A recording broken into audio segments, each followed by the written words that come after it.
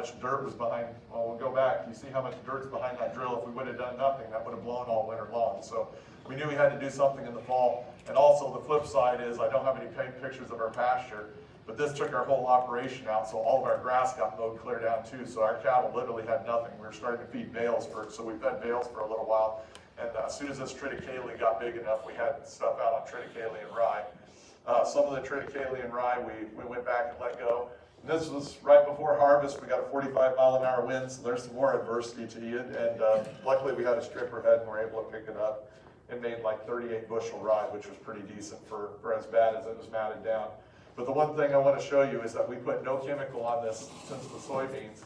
And you can see the only place that we had a little patch there is where the drill missed, but that's solid Palmer amaranth. So if we would have done nothing, we would have had a solid weed problem. I wouldn't have found that to be a total problem because my cows will eat that too.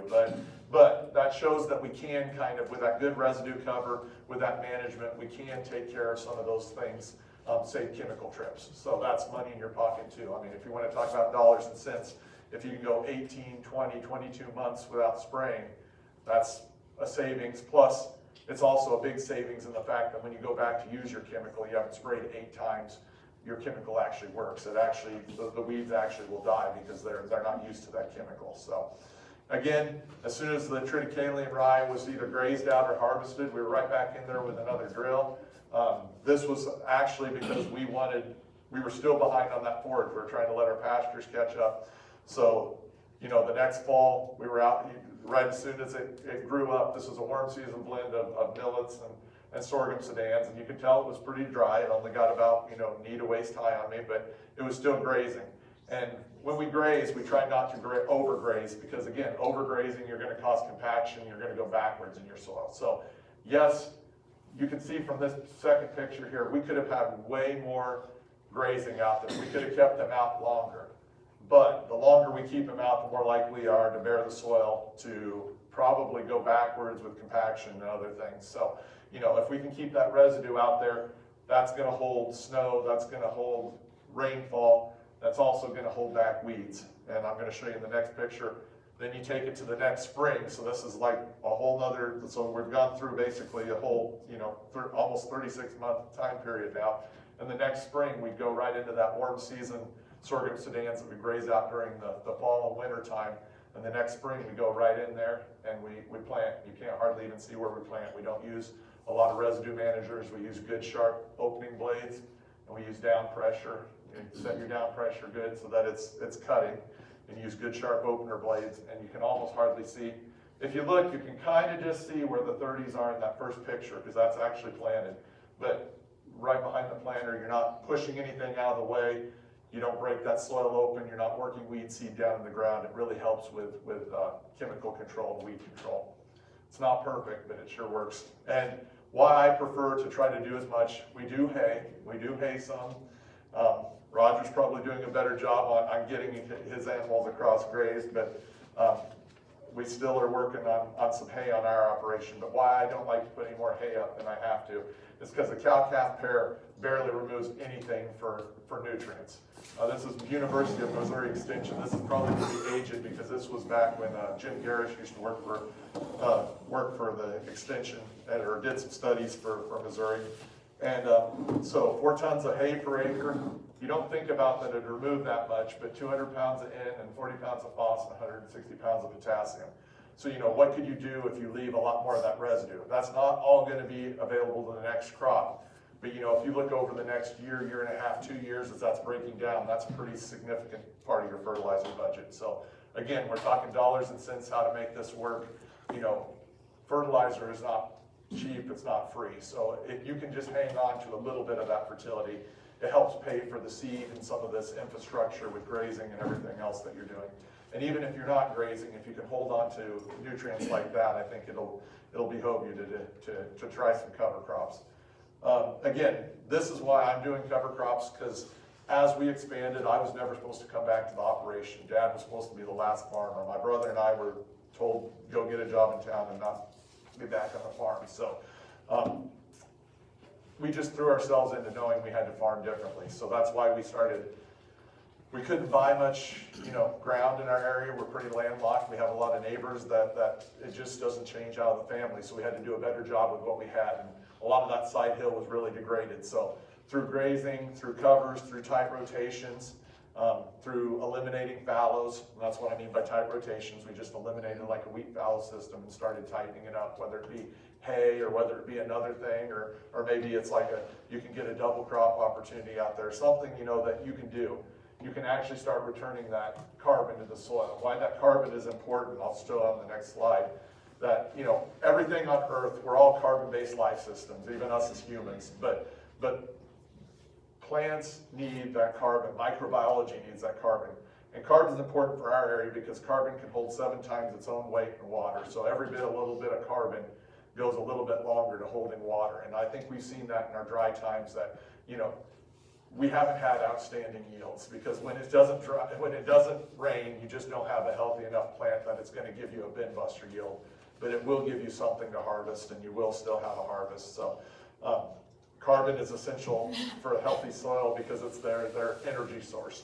So you got to think about that. If you're not giving them carbon through the photosynthesis of a green growing plant, they're going to be using the carbon in your soils. That's organic matter. So everything that you have gained in organic matter, that's why pure no-till never sees big jumps in organic matter, because you have that fall or winter time period where you have nothing growing, or that huge area during the summer with nothing growing. When you have those fallow periods in no-till, you're going backwards because that biology is starting to increase and it's feasting on that organic matter in your soils. So again, this is why carbon is important to me. This was actually a moisture meter that we put in on our own ground. And we don't have irrigation, so this was totally dry land, but this was just giving me an idea of what we were doing. And so we put it in. It was really, really wet when we put it in. It was pure mud when we put it in. And you can see that it's right up there. That blue line is 100% of water holding capacity, so it was really muddy when we put it in. Then we planted the cover crop, and you can see that black line going down and down and down. It got drier and drier and drier, and then we finally kicked cows out and started grazing. We got a pretty big rain, got like 3 inches in 45 minutes, and it went back up. All the moisture that we used for that cover was then held, in that one rain event. So why I like that is because, yes, I am using moisture, but I'm also feeding my cattle, but I'm also using a little bit of moisture, so then when we get those big rains, we're able to hold it. Because if we would have used no moisture, and we would have been in that 80 to 90% of water holding capacity, when we got that big 3-inch rain, it would have all been washing ground. It would have cut ditches. So that is really why I did this, just to prove to myself and kind of prove to my family too that we're not using up all of our moisture. We're actually using moisture to improve our soils. So it's an investment. That's what you got to look at it as. That you're using water today, but you're also growing something that you can turn into cash for tomorrow. So, and again, it's not always bad. We're in such a drought mentality and we're in such a fallow mentality. Everybody probably has heard from their dads or their grandpas, you can't use moisture. You got to bank moisture. Well, you got to use moisture when we've got it, and prepare the soil for getting the rains when we do get them in the future. So if we don't do anything, that first soil there, why this picture was taken was it was several years ago. We had 2 quarters, my quarter and then a neighbor's quarter. Both were no-till. Mine had been doing a little bit more with the grazing and the no-till and cover crops, a little tighter rotation. I've been focusing on building that soil up a little bit, that aggregation, so that it could hold a little bit moisture, and we're taking those plow pans out of our soil. Well, the other neighbor had just basically eliminated tillage, but hadn't gone after, did nothing to get rid of the old plow pans. So basically his top foot of soil was just saturated. It was pudding, and he was mad because he saw me out planting and he tried to go plant, and it was a total disaster. He was plugging his planter up with all this wet soil. So we went and actually looked, and so this was the kind of aha moment for both of us that, his soil, all the moisture was in the top like 1.5 feet. It was right up there in that top part because he had all these little plow pan layers of old disc pans and chisel pans and that kind of thing, sweep pans. And the moisture was not going clear down. So he was farming in that top couple feet, it's that flower pot type mentality. Our soil, it didn't have, you could still see a little bit of the visibility of some of those old pans, but you can start seeing, it looks a little bit more like a chocolate cake or a cottage cheese. You start getting those aggregates, And what those aggregates are basically just the photosynthesis. The sugars basically make aggregation, make cottage cheese, so that when you get big rains, there's pore space, so the water actually goes down into your soils. And without any of those restrictive layers, your water is able to go down in the soil further, and also your plant roots. We found that during the last several dry years that we've had corn roots that have gone down 4.5, 5 feet in the soil if we can get rid of those restrictive layers. If you're digging your corn roots up and you're seeing them go down 6 inches and they're going out horizontally, it means you probably have restrictive layers and that root can't totally get down in there. So again, it's not necessarily a bad thing to have moisture, to use moisture, because you're preparing it for the future for those other things.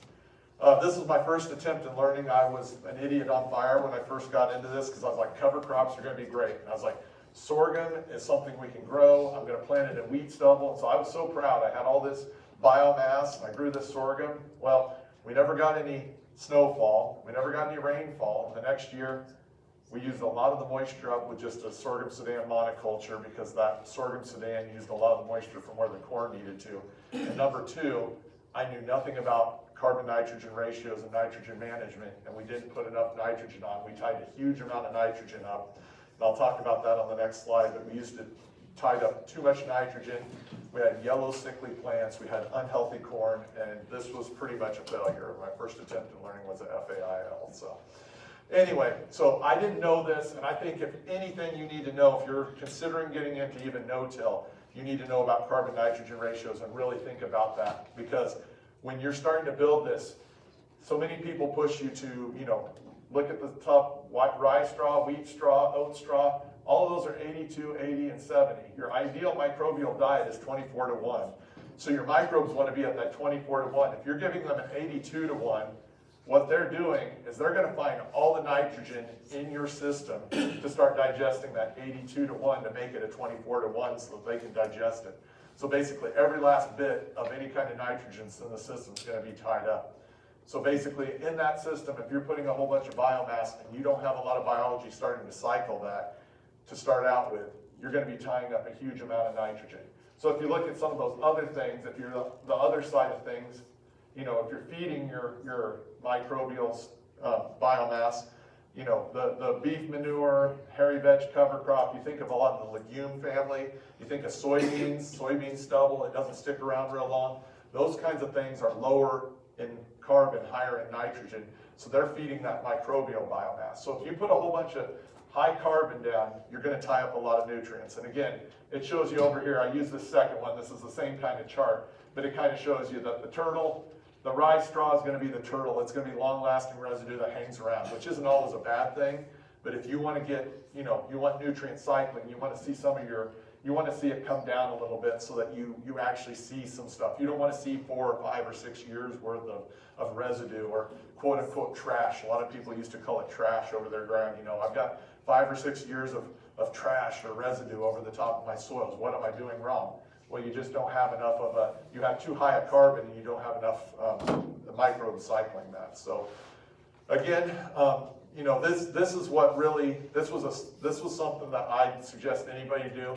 If you don't have a microscope, find somebody that does, and just go get a few pieces of soil, just liquefy it and put it under a microscope. This was actually, what I'd call a high input no-till. So really chemical fertilizer driven, and a lot of chemical fertilizer, fungicides. And this is the no-till cover crops and grazing. You can see that first one, there wasn't much living. It was just basically dead bacteria. This has nematodes and all sorts of cool things, that worm-looking things, a nematode. There's some, protozoa, all sorts of cool stuff. But those things there, and why that's important in that last slide is the more of that biology you see, the more of those things you see alive, those things are breeding, they're eating each other, and they're dying. And that's basically creating free fertilizer. So if you want to look at it that way, the more of that stuff you have living in your soil, that's free fertilizer for you. You don't have to buy it from from a fertilizer company or from anything else. So the soil's able to prepare a little bit more. And this is where it kind of shows. We did everything right. 2013 for us was still dry. I know you might have recovered a little bit. 13 was pretty rough for us still up in our area.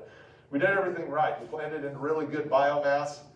we just never got rains, and our corn just didn't really germinate real well, and it just didn't look very good. So this picture was taken because they were strip grazing the corn out back in 2013. We fast forward it to 2020, which isn't that many years, but once we started getting more of the stuff breaking down and cycling, this is the same kind of fertility budget, but the corn looks way healthier, way more robust, right? It's because of all that bacteria and all that biology, those nematodes, all those things are breaking down and they're feeding the plant. So, you know, you're not talking like we diverted hardly anything. You know, we didn't put like another 100 pounds of nitrogen on. We just had more nutrients available to the plant, and it creates a more robust plant. How I know this too is, see all that biomass back there? You see all that biomass? You see a real thick residue mat? Over here, this is corn on corn. It was really thick residue, and you can already see by the time it's setting ears, that's breaking down. And I used to have a real problem with that, but if we're growing another robust crop, we're going to start creating more soil cover. So the better crops we can raise, the more soil cover we have. It's not a bad thing to cycle that. And again, uniformity and stand, but you see that when the soil's covered, it just starts, and you got a good uniform stand, you've got good uniform color, and really having that biomass there. The cool part about that is by the fall, it's starting to break down. It's starting to gas off and give us CO2 to the plant, and it's also starting to break down a lot of nutrients. So it's kind of like giving you a Y-drop application at Grainfield. So, and again, we used to have a lot of zinc striping, a lot of iron chlorosis on our soils.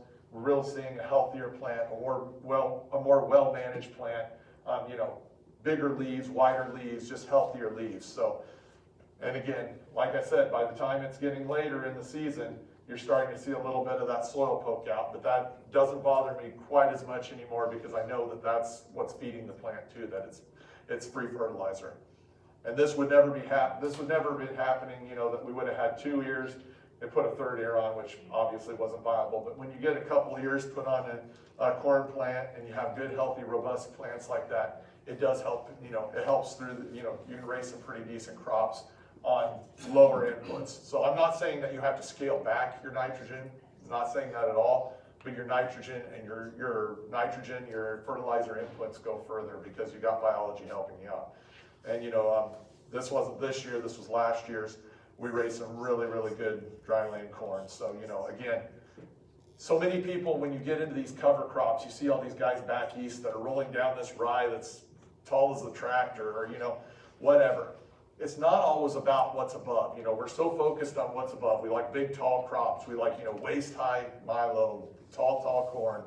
But we never think about what's going underneath. And that's what's important, because that's what's feeding the soil, what's feeding the biology are the things that are underneath. So we need to know, how far are your roots going down? Are your roots going down into the profile? Are they going sideways? Are the compaction levels?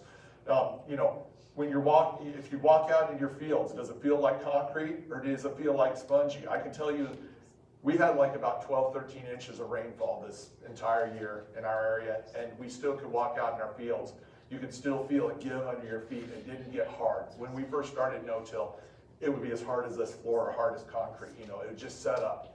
And so as we get some of this biology happening, you still, even in dry, terrible conditions, you still have a functioning soil. So it's not always about what's above that counts, it's what's underneath. So real quick, we'll go through, this is what a year of my summer cover crop looks like.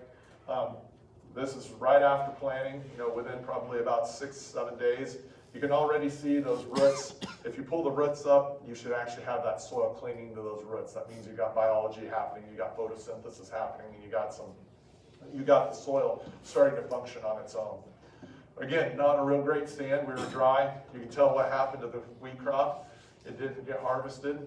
The insurance let us plant a summer cover. We needed it for our cattle to keep going. Got a lot of flack from some people for planting it. You know, if you're not harvesting your wheat, how the heck do you think you're going to have something else come up? And I was like, my cows aren't going to eat that dead wheat, so we got to have something green. So, you know, not the most perfect stand, but the color was really good. You know, really robust plants that really lived through this. So again, we got my son Thomas, he likes to go out and look at stuff, and he was pretty proud of that big sunflower there. So we actually used some of his worm juice. We took vermicompost, so worm poop, and we put it on the seed. So he thought that he helped grow that sunflower, so he's pretty proud of that. But again, summer cover crop, this is what really pays for me, is instead of a dead brown stubble field or that dead brown wheat field that we abandoned, this is by August. I'll show you what we've got. Maybe, I guess it'll play. But you look down and how much, soil or how much of that wheat you see anymore. You don't see hardly anything. That green growing plant, and that's actually it's photosynthesizing and it's putting sugars back in the soil. That's why we're getting that darker soil. If we stop covers tomorrow, a lot of that darker soil would be gone. And it has gone out the last several years with drought because we just haven't been able to be quite as robust on our rotations. But that carbon, when you put that extra carbon down, it's water holding capacity. And then we're leaving, like I said, when we graze our stuff off in the fall, we could get a few more grazing days, but I like to leave a little bit. You got kind of that living snow fence. This also helps keep it from eroding away. And also we're not overgrazing it to the fact where that's detached and that can get blown away or blown into humps. So we're keeping it attached. We're probably grazing about half to 3/4 of letting stomp it, but again, it's not all about getting everything. If you take everything this year, you're going to have problems in next year with your crop. You got to kind of invest a little bit in the future. So I know that I could have got some more grazing days, and sometimes you just got to do what you got to do. If you got to get a few more grazing days, you got to get a few more grazing days. But in a year where you've got really good biomass like this, you can raise some really decent crops after this because you've actually set yourself up for success. And again, get the kids involved. This was actually some stuff that was left over in that summer cover crop, some pumpkins and gourds that the cattle didn't eat, so they found quite a few. And if you build it, they will come. I didn't think that I'd ever get to the point where I'd see an earthworm on my farm. I didn't think that I'd see, again, all these, insect life and all that stuff isn't a bad thing. Those are the free helpers that are going to cycle nutrients for your operation. And I'm going to leave you with this. So many people want to say, well, I need NPK on my soils. Well, when you're putting NPK on your soils, that's fine, but that all costs money. And look at this. Most of these things that a plant needs are free things that the environment gives it. Carbon, hydrogen, oxygen. There is nitrogen. We can buy nitrogen, but also there's nitrogen that can be cycled through the regular soil, through that biology that I showed you. And what we're seeing is we don't have to always put on a lot of these extra things, but we're seeing zinc numbers come up. We're seeing a lot of these things with sulfur come up. A lot of the things that we had deficiencies in, especially with phosphorus in our soils. We had a lot of phosphorus because we put phosphorus on, but it was tied up in our calcium in our soils. So as we started with more biology, that biology cycled a lot of that phosphorus and making it plant available.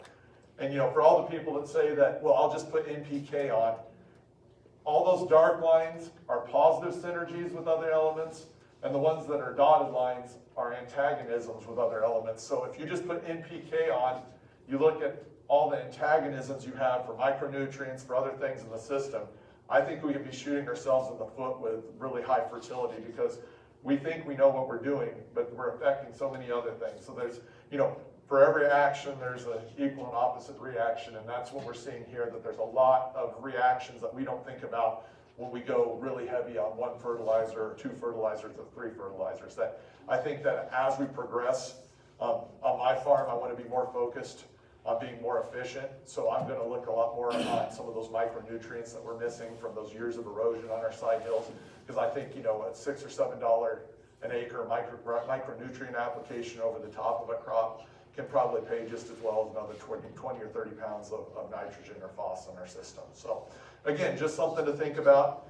And again, no matter what what's dealt, you got to focus on increasing soil health. I know the last several years have been kind of tough years for a lot of us, but we just keep moving forward. And some years moving forward is just not moving backward. Making the right decisions. That I just can't go out and plant that wheat crop after because there's just not enough moisture to bring it up, and I'm going to dislodge everything and watch it blow all winter. It might just mean I've got to plant milo next spring, or I've got to plant that to corn instead of wheat. Sometimes you just got to punt. You just can't go with with something. You got to make those management decisions and calls based on what Mother Nature gives us. So again, this is why I want to tell my kids. I've got my son Thomas and my twins Madison and Joseph, and I don't want to have to tell them when they're 18 they don't have a place on the farm. I want a place, whether it's grazing, whether it's feed cleaning, whether it's composting, whether it's compost extracts, whatever they want to do.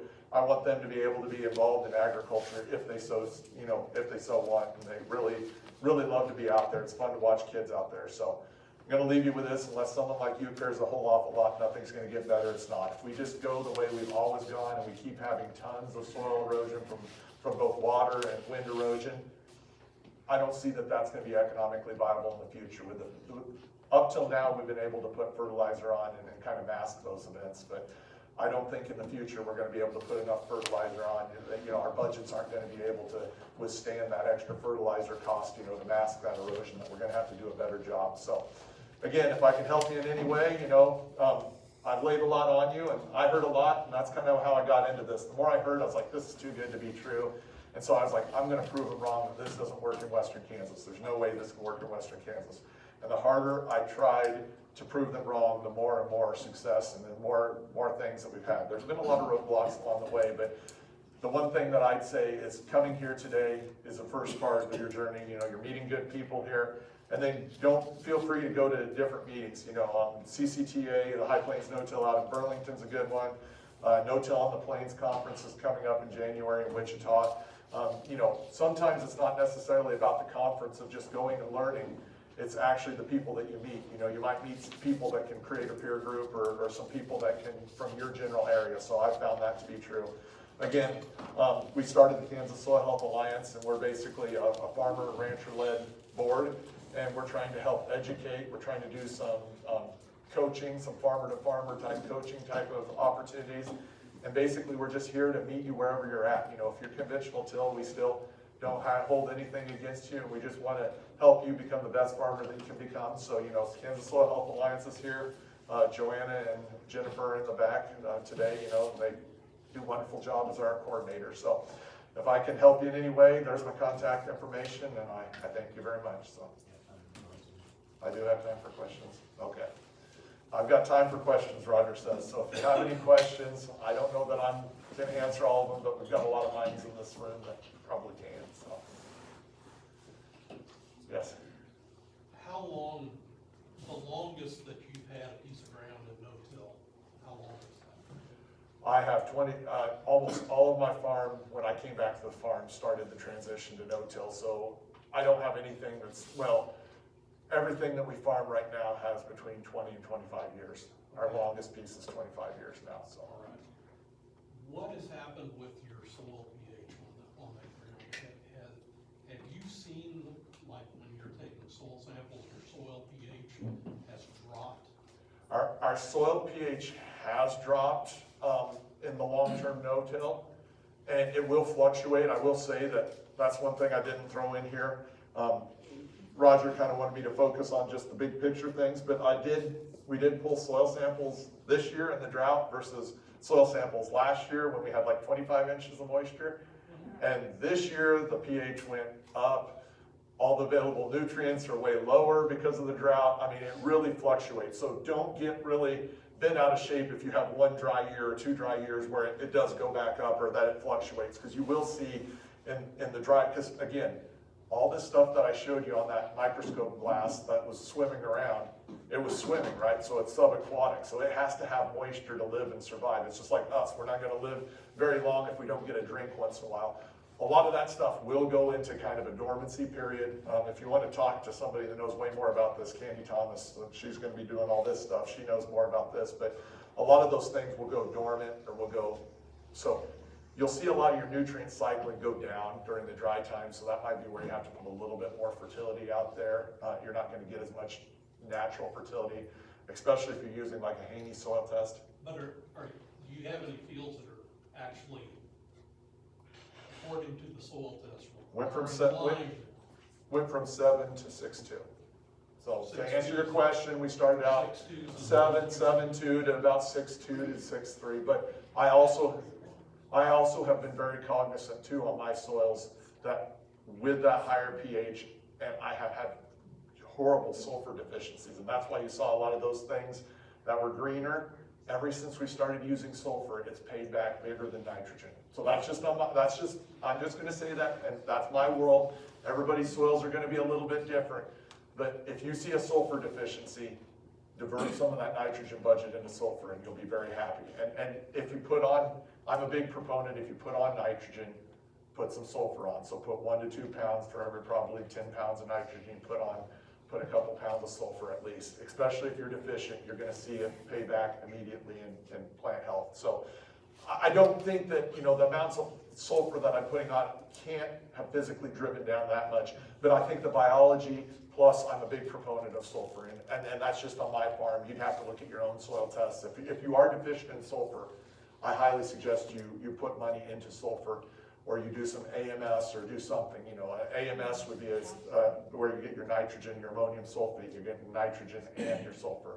So that might be an alternative if you're doing some you know, remediation in your soils. But yes, we have seen soils, but I will say that soil tests kind of fluctuate. So don't get bent out of shape. You gotta do it for 10 years to really get a feel, because you're gonna have those ups and downs and swings. So, and again, if you're using like a biological test, which is the Haney soil test, try to pull it in light times. If you pull it in a really wet time, and then the next spring it's a really dry time and you see wild fluctuations, that's because of the moisture. So try to do it just in the same time of year. And same way, if you do it in the spring, then you do it in the fall, you're gonna get totally different. Fall to summer is totally different. So try, whatever time you have, try to do it at the same kind of thing. If it's a wet spring, try to wait a couple years for another wet spring. Or if it's a dry spring, find dry spring. So you can't compare apples to oranges, you know. So don't get bent out of shape if you did it in a wet spring and the next dry spring it's totally different. You're like, well, this thing is zany, it doesn't work. No, well, it's because it's basically, you need moisture to drive the system. So, but long story short is most of our nutrients are looking better. And with that residue breakdown, we're starting to see some of the zincs and other things starting to come up and regulate a little bit too. I think a lot of the biology kind of buffers some of this. I'm not gonna say we're where we need to be, but we're getting a little bit better. So, any other questions? What has helped change your mind from, I know, especially in Southwest Kansas now, about keeping cover on the soil and wanting to keep that straw there? What has helped change your mind to being okay with that breaking down faster? Well, You get where I'm going with that? yeah. I'll say it's soil structure. If you can build your soil structure, it's not gonna bluff, right? Yeah. But if you go in a degraded system and ramp up the biology and break it down, you still have degraded soil. And I think you have to build that soil structure and get that aggregate stability, the water infiltration. That's a key, and that's taken us time to get to that point. I'd say the first few years you want to err on the side of having more, because right now you hear a lot of buzzwords about, oh, I've got a biological project that's a nutrient digester. That might be okay on some irrigated if you've got a lot of, you know, biomass you need to get down, but on dry land, a lot of people are trying to sell nutrient digesters to you on dry land.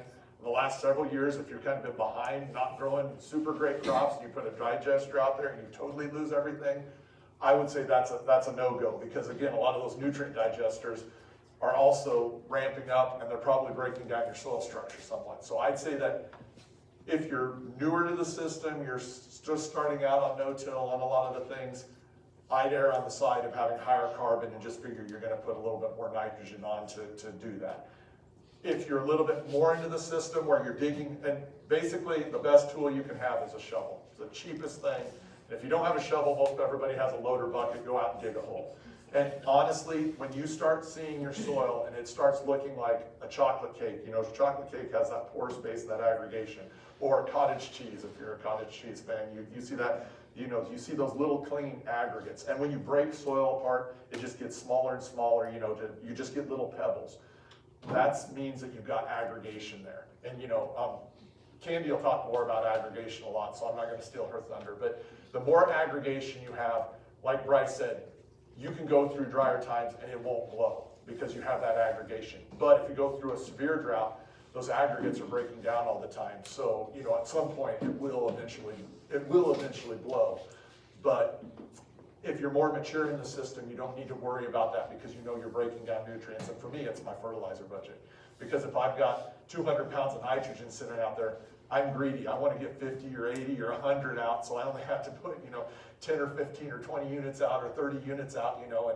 And during a drought, if we're only putting 30 units of nitrogen out, that's saving us pretty huge over 100 pounds, you know, putting it all up front. So that's kind of the things that this is where I kind of it maybe sounds wishy-washy, but everybody's gotta fit their own system. I'm not gonna tell you, this is what works for my farm, because we're kind of over the next 2-3 years type of, I'm not hitting max, I'm not going for max yields every single year. And Bryce will talk a little bit more probably about debt loads and stuff like that, If you're in a higher debt load, you gotta make sure you're here next year. So, everybody farms a little bit differently, but the main thing is just to make sure that your soils are getting better.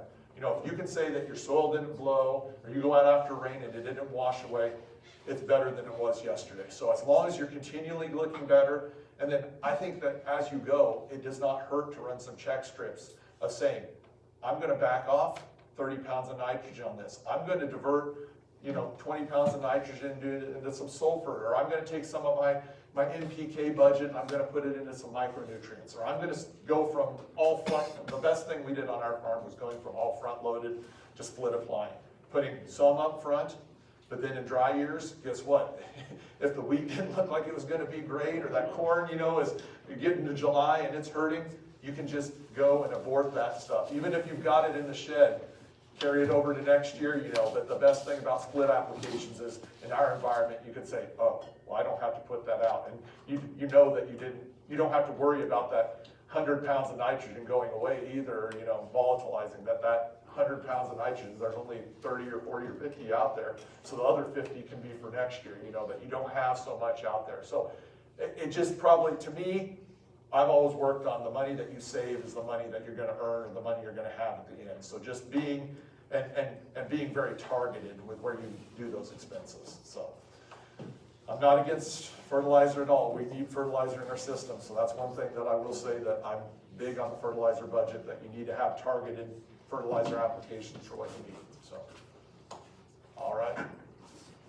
I'll be here all day, so thank you. Any questions?